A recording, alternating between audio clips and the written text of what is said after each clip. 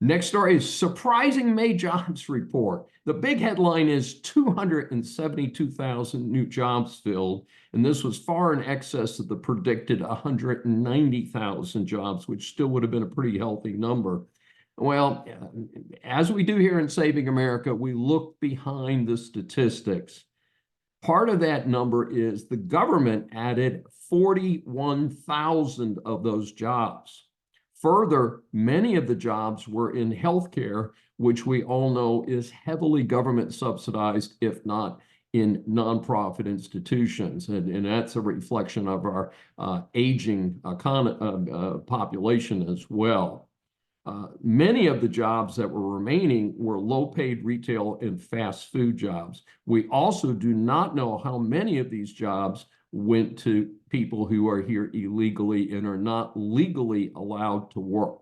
I know for a fact in the greater Houston area, there are a number of restaurant workers who are not here legally, and also people in other fields like janitorial services who are not in the United States legally.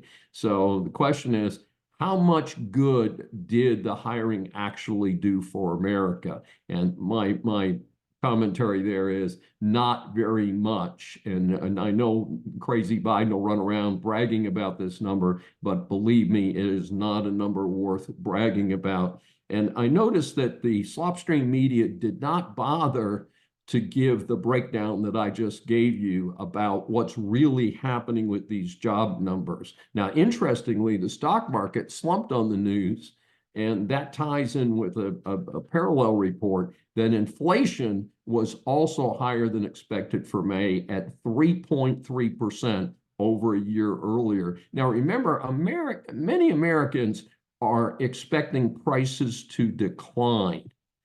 Hey, guess what, folks?